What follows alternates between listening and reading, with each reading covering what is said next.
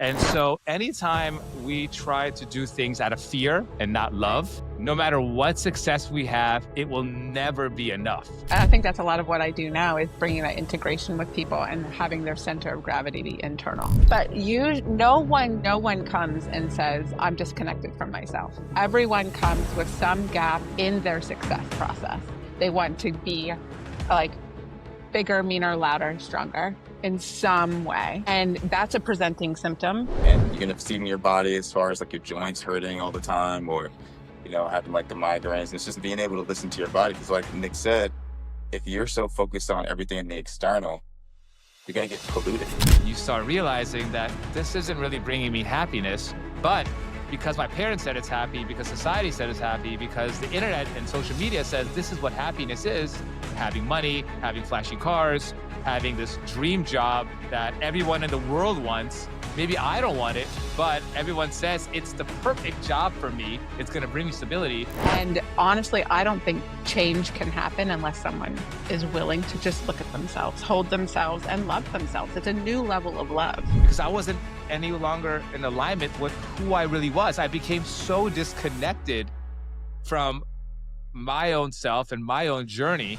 So just when you see them start to use the tools that you're talking about with them from a seamless state, because they're connecting here first, they know their own voice, they know their own visibility, they know their own value, then it just is an outflow. They just show up. It's when I surrendered and I accepted the way things were and I let go of how they need to go moving forward. That really allowed me to step into true, authentic change. Know who you are inside, set that intention and let it go. And it will come back to you with wings and a big pile of money. And you can just be like, okay, thank you. Hey, welcome to the AlignUs Podcast. I'm your host, Dr. Nikhil Sharma, and I'm so grateful to have you guys here with us today. Today's topic, we're going to be talking about how to reconnect with your soul's purpose. Over the last 2 years, I've made the transition from being a physician working in the hospital to creating mission-led businesses that are based on the foundation of growth, healing, and alignment. Joining me today and talking about this wonderful topic is my co-host, who is the co-founder of the AlignUs, as well as the Align Foundation and growth mindset expert, Kevin Drummond. Welcome, Kevin.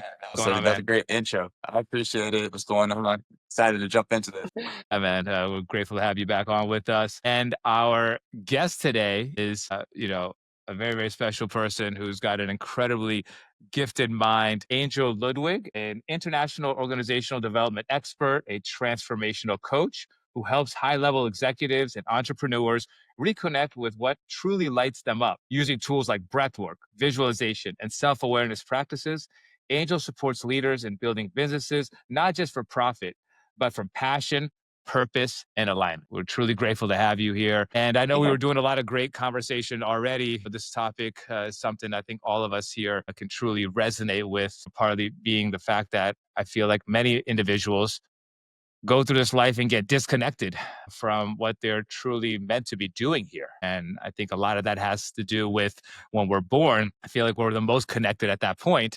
But then along the way, whether it's societal patterns, whether it's our parents, whether it's the environment that we're growing up in, they tend to set these programs in place for us of how we should be living our life. What is happiness based on what their version of happiness is? And along the way, you start realizing that this isn't really bringing me happiness, but because my parents said it's happy, because society said it's happy, because the internet and social media says this is what happiness is, having money, having flashy cars, having this dream job that everyone in the world wants. Maybe I don't want it, but everyone says it's the perfect job for me. It's going to bring me stability. I just keep pushing along. We just keep pushing along. And down the line, we get well disconnected to what our emotional fulfillment is. And we tend to just do things that everyone else wants us to do. And that leads to a lot of poor outcomes, especially a lot of burnout, a lot of crash and burns. And so I think a lot of us have been through that, but have found a way to reconnect to our soul's purpose. And that's really what we want to be talking about here today is I know you've had a really interesting and incredible journey and would love for you to be able to share that with our audience about how you got into becoming this incredible coach and inspiring many others to do what they need to be doing as well. My education is in naturopathic medicine, so it's that holistic. And so being able to combine the two, I was able to do from a cognitive level for so long. And so much of life, isn't it, is like we connect with what we're supposed to do external and we could cognitively can figure it out. So we're educated, we're skilled, we're experienced. And so we rely on those things to get us through, right? And they work. They absolutely work. But then if we start to check in with ourselves, like you were saying about happiness, then we realize, wait, am I a whole person right now? And now I'm a whole person. I did all those things really well. We all do, right? We can all figure out, like say all these ways that we were successful from a cognitive standpoint from doing what we were told to do. And we need that part of our lives. Oh, so well said, because cognitive, that's the mental function, the mental, emotional, your physical.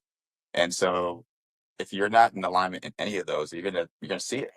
And you're gonna see it in your body as far as like your joints hurting all the time, or having like the migraines. And it's just being able to listen to your body. Because like Nick said, if you're so focused on everything in the external, you're gonna get polluted.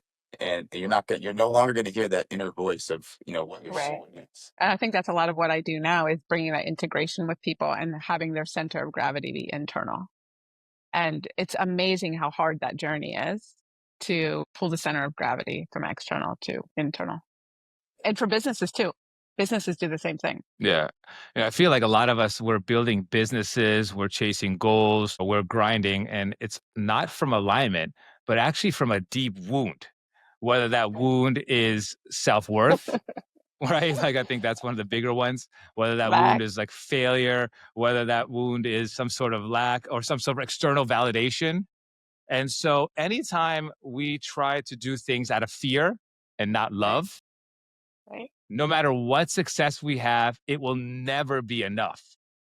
Right. And so I know that for me, that similar journey occurred. I went through being a physician, thought that's what happiness meant for me. I thought becoming this hotshot doctor, having these cars and getting married at a certain age, that was going to bring me what I thought was going to be emotional fulfillment. And, along the way, there was a lot of emotional fulfillment, and I think I want people to be able to understand that is that you may be in a career that you initially started that is incredible. Like you feel this rush, like you feel like you're making a difference. You're excited to go to work every single day. But then along the way, you start dreading showing up to work. You start feeling anxious. You start feeling burnt out.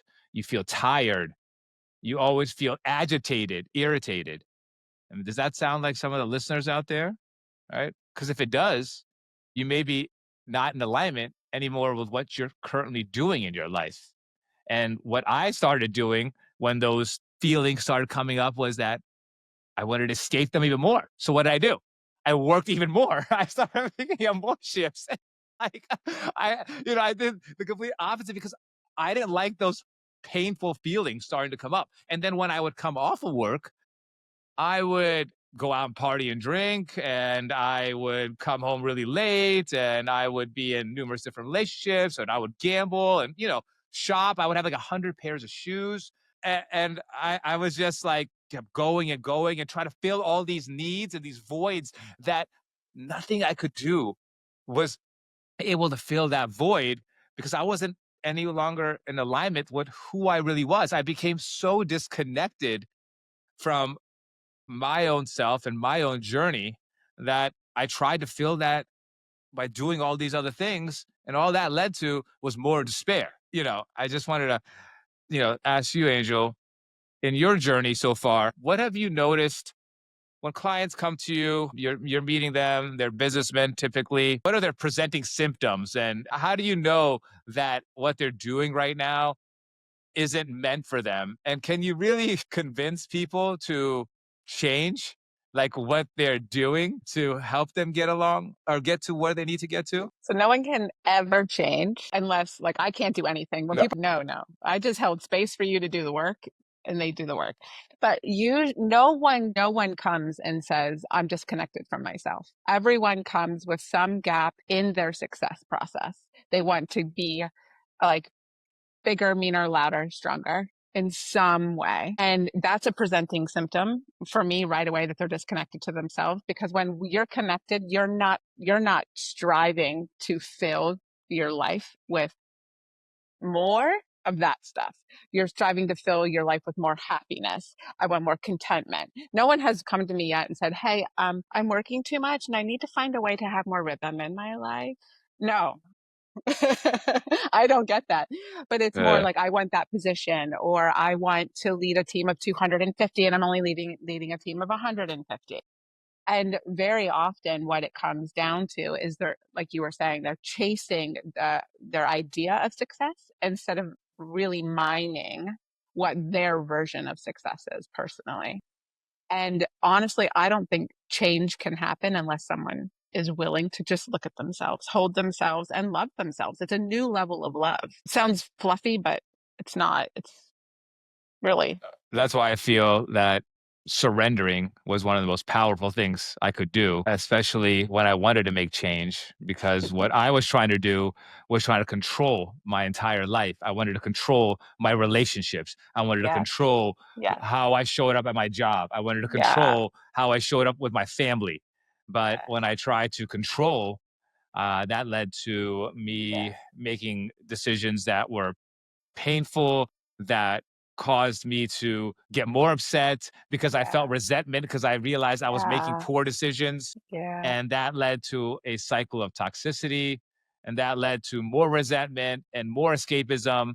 And as you can see, this cycle just gets Cycle. worse and worse, you know? And so it's when I surrendered and I accepted the way things were and I let go of how they need to go moving forward, that really allowed me to step into true, authentic change. And that started for me by first going to a coach and asking them, how can I make myself where I need to get to, which is not a specific place, but a specific internal feeling.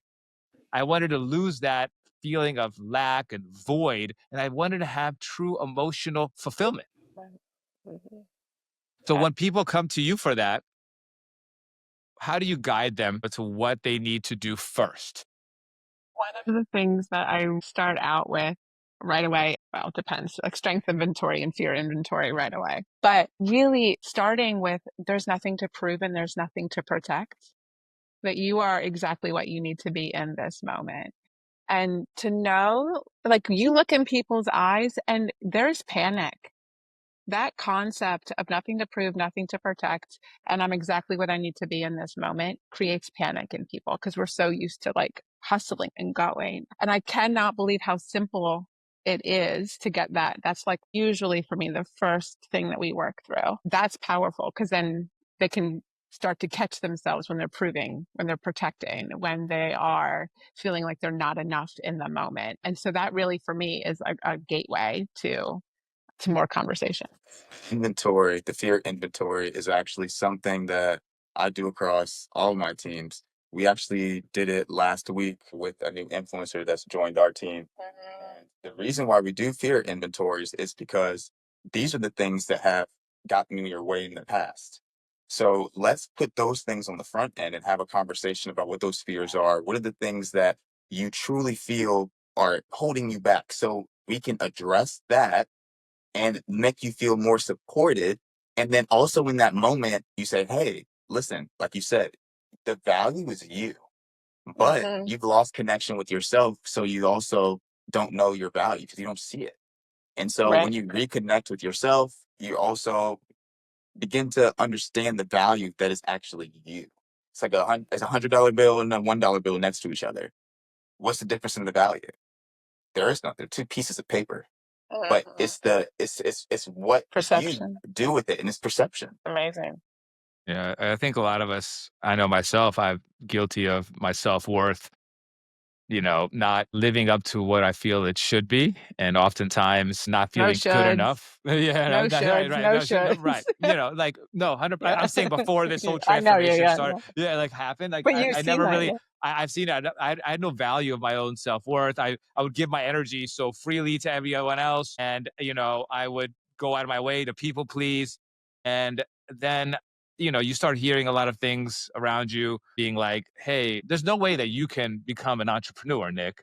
Especially when I was trying to make that change, and I was trying to leave the hospital and become an entrepreneur. You haven't been taught any entrepreneurship. So already you're dealing with a lot of self doubt that starts popping up. But then, other people around you start telling you that, are you sure you want to leave behind such a comfortable, amazing life? And for many people, that profession is like the pinnacle of their career, right? So to leave behind stability, to leave behind a great profession, to leave behind that income, a lot of, self-doubt starts coming in, and then your worth starts getting questioned. So I think that is almost one of the biggest wounds that individuals face these days is their ability to recognize their own talent and their own abilities. I agree. Because like you said, it has been lost along the way in their journey of life that, hey, I am good at this.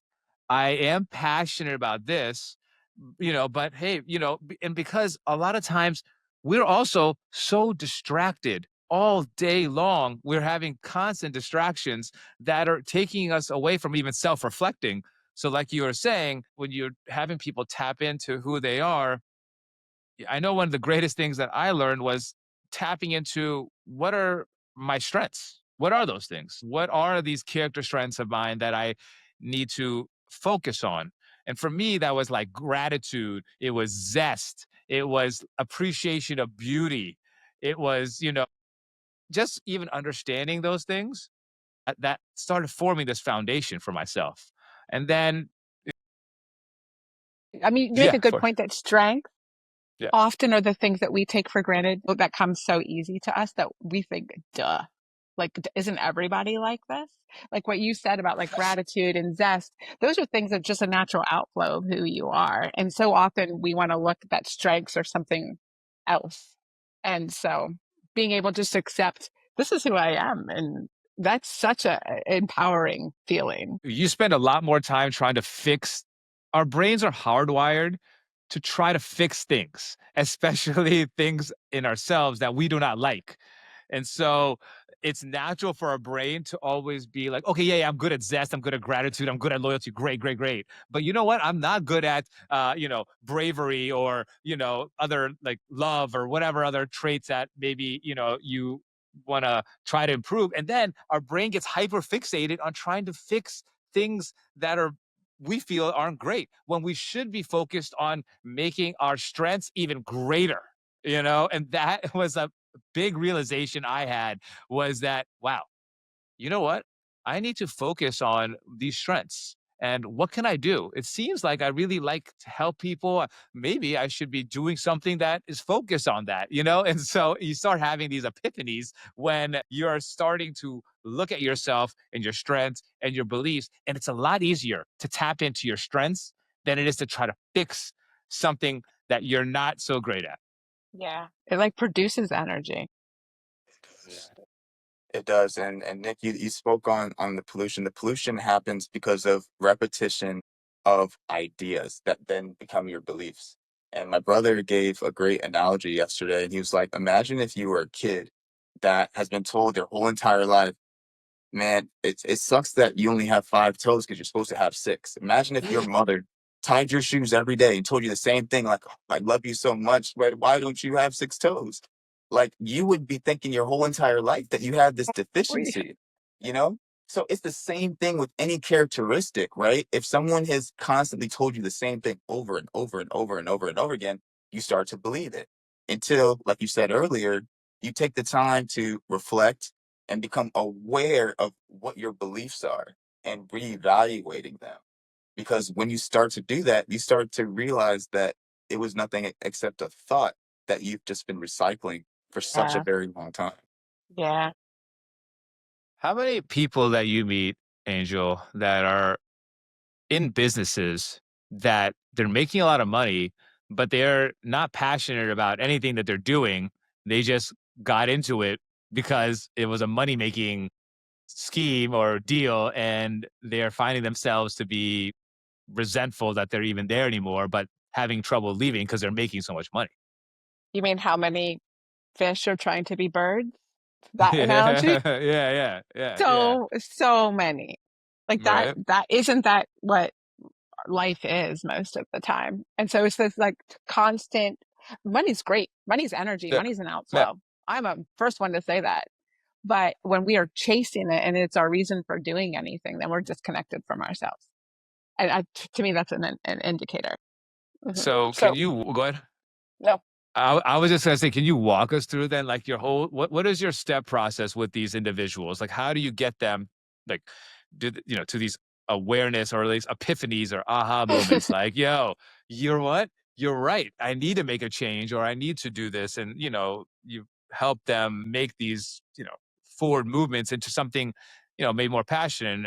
And is there a story maybe that you have that someone that you have worked with and you've seen I, something incredible I happen? I have so many Yeah, stories, yeah, I bet, but of course. I think I'm a little stealthy. They think that they're just showing up and we're having this great conversation every time. I always be like, hey, what's going on? They tell me one thing in their life. We go through it. And then they'll look back because we do like a review every month. And they're like, oh my word, we're actually making progress. And so for me, the best way forward is that someone doesn't recognize that they're going forward until all of a sudden their eyes open up and they're like, oh, I have more of myself. This feels easier. Or I had that hard conversation and it felt natural. And it's not because they're focusing on those things. They're focusing on who am I? What's my voice? What do I know to do? So I'm having those conversations with them. I do a lot of this with women, like when I coach women, like that I'll be like, oh, you are who you are. And just so like they'll say something hard and I'll just go, and they'll be like, I used that in a meeting the other day. I mean, not really, but like in my head. So just when you see them start to use the tools that you're talking about with them from a seamless state because they're connecting here first, they know their own voice, they know their own visibility, they know their own value, then it just is an outflow. They just show up. So I've had people they get higher positions, but not because they're chasing those higher positions, or they get redirected they want to move to the UK and they get asked, can you move to the UK and run this whole department? Yeah, sure. Without even going after it the way they would have in the past. They like set their intention, they know they want it.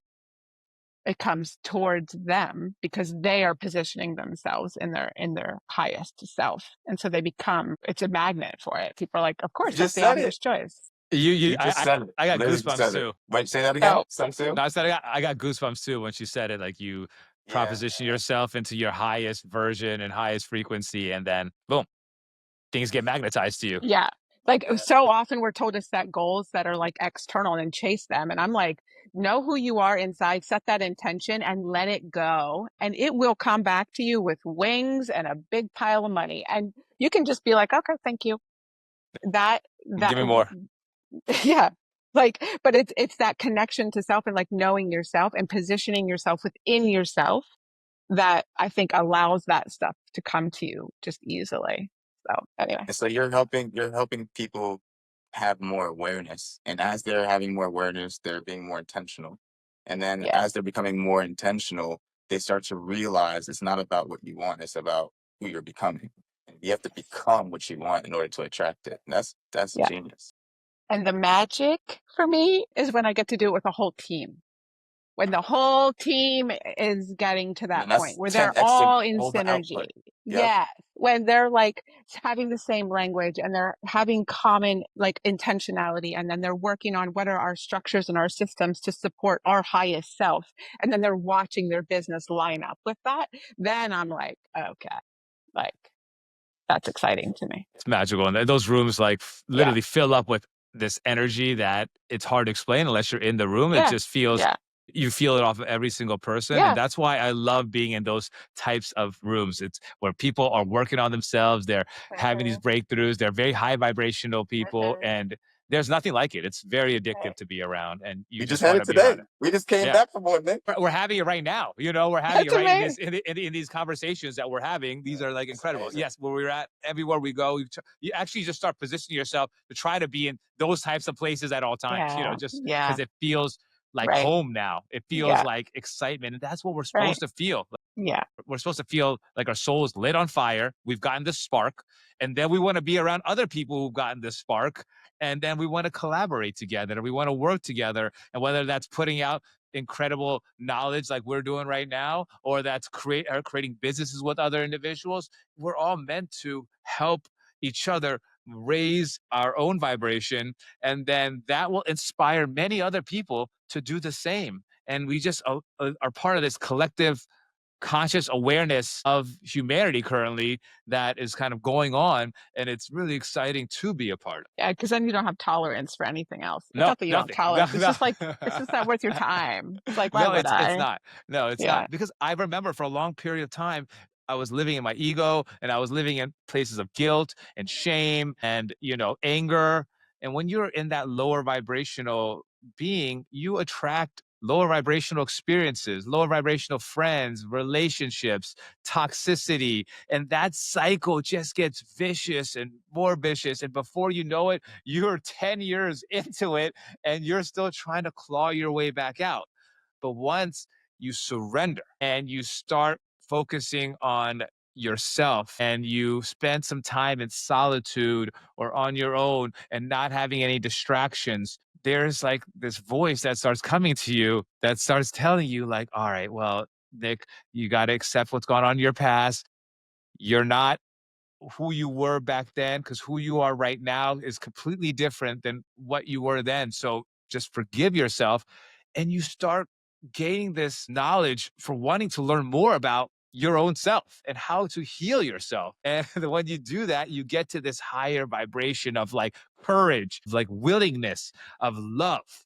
And once you're there, it will literally magnetize everything you can ever imagine, will come to you.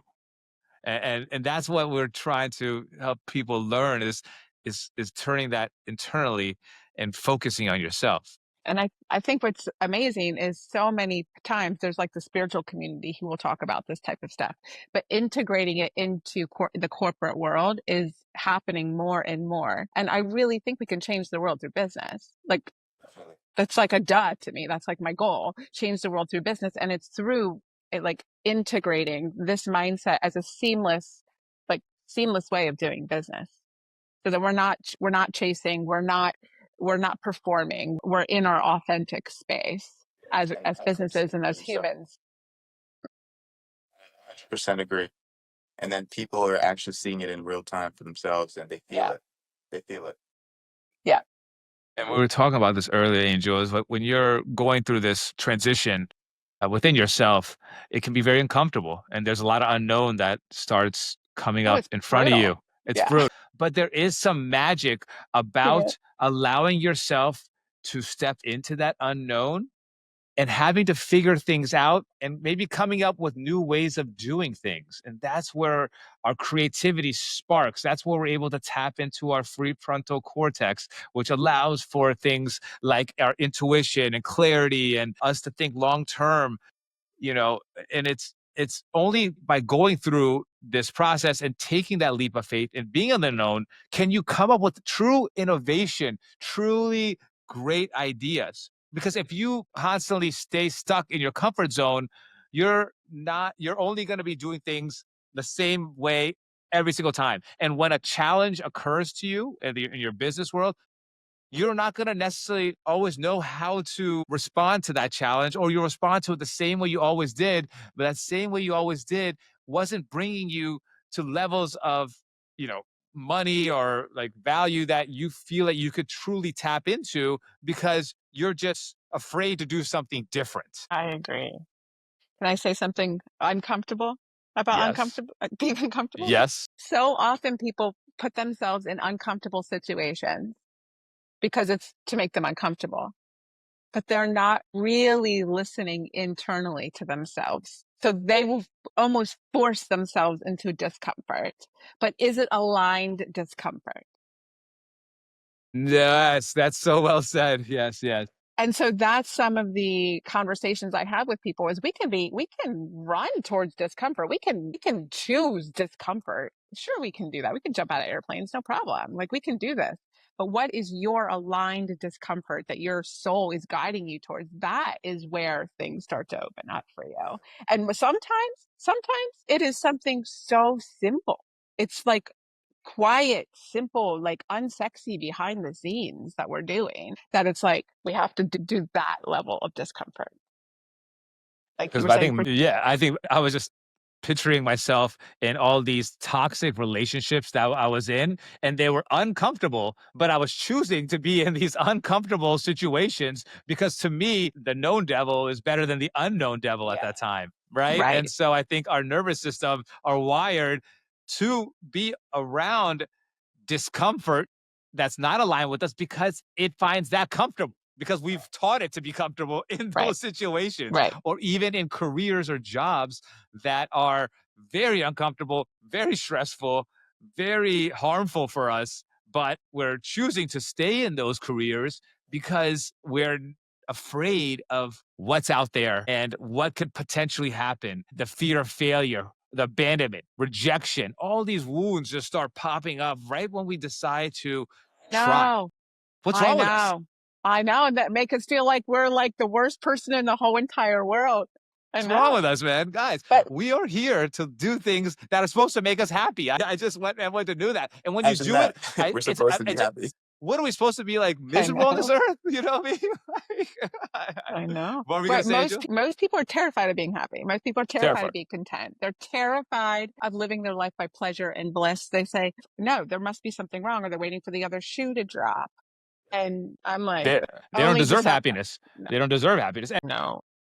But I know I've been there before because when I was in that toxic cycle, because I was doing things that were like not uh not I would say in good moral judgment at times, then I would build up this guilt inside of me and be like, you know Yeah. what? I don't deserve good things. Like what kind of person would do this to somebody else? Or those types of thoughts, they creep into people's minds. I can assure you. And when you start thinking that way, when you don't think you deserve things, that's when you know you are in this vicious, Toxic toxic cycle. cycle because we all deserve the greatest things to happen to us in this lifetime. We all deserve for us to fulfill what it is our soul is telling us to fulfill.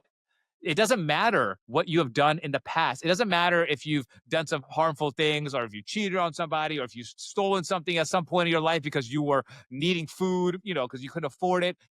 That's a part of life as you're going to be doing things that are not morally correct, that may be a bad judgment during that time, but that doesn't have to define you and who you are today. Again, that's the one of the biggest advice I can give people out there and to leave them with is who you were yesterday does not have to be who you are today. You can forgive yourself for your past. You can ground yourself in the present moment and be like, what is it that I want to accomplish from this day forward? What is it that my soul is telling me? I don't know how I'm going to necessarily make it happen, but I'm going to focus on what it is that truly makes me happy. And I might not know that right now, but I'm going to get to know myself much better over the next couple of weeks. I'm going to create a great relationship with who I am. I'm going to take myself out. I'm going to allow myself to read. I'm going to go on some walks. I'm just going to start loving myself for the first time in my life and really understand who I am because that's the greatest thing we could do for ourselves in this lifetime is getting to Really know is. who you really are and to love yourself. I agree. Well said.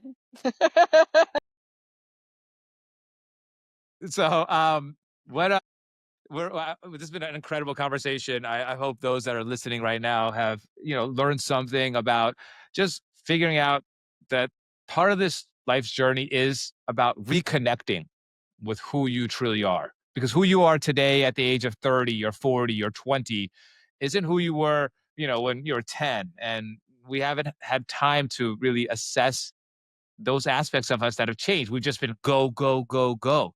So if you can spend some time just getting to know who you are now, it will set you up for the next, 20 years of your life. And you'll be at a place where you're empowered. You're going to be choosing how you want to approach life, who you want to be hanging out with, the places you want to go, the careers that you want to be in. You get to choose. You won't just be stumbling into it because of a wave of toxicity that's led you there. And, ta-da, I'm here in an unconscious state. Yeah. Imagine being conscious and making those decisions. It is, you start going at this skyrocketing pace that it's hard to explain unless you're in that flow state. And Yeah. our goal here is to get people to that flow state. So, Kevin, what are some final thoughts you have for people that are trying to reconnect with themselves? Well, I think it's amazing that your thoughts of like aligness and the logo and what it would look like is directly related to this. Can you scoot back a little bit, Nick? Yeah. Scoot back a little bit. So you got the 3 lines on aligness, 3 boxes. So this is what everyone should be learning, right? There's 3 lines in aligness. You have the mental, right? You have the emotional, you have the physical. All those are boxes. You should be checking in with yourself every single day. How am I feeling mentally? Do I feel anxious? Do I have a headache? Do I feel foggy? Can I not think? Right? How do I feel emotionally? Do I feel loved? Like, do I feel sad? Do I have that weird feeling in my stomach, like in my sacral plexus? And then physically, like, how do my joints feel? Like, do I feel tight? Do I feel achy? And then, like Nick said, if one of those boxes aren't checked off, do something about it and prioritize that, because by being intentional about getting that box checked, that's the greatest form of self-love. So check in on those 3 boxes: mental, emotional, physical, and that's how you find true alignment, because that comes down to peace. You're be finally in alignment, and that's because you prioritized yourself, you checked in with yourself, and now you're checking off all the boxes. I agree. Well said. And Angel, any final words for our audience? Check in and stay present. Very well Like said. that whole presence. That's it. I love it. Mic drop. That's it. But look, we thank everybody that out there that's listening to us today. We're so grateful to have you guys a part of this conversation. And for more resources, we'll have things in our description. And until next time, peace.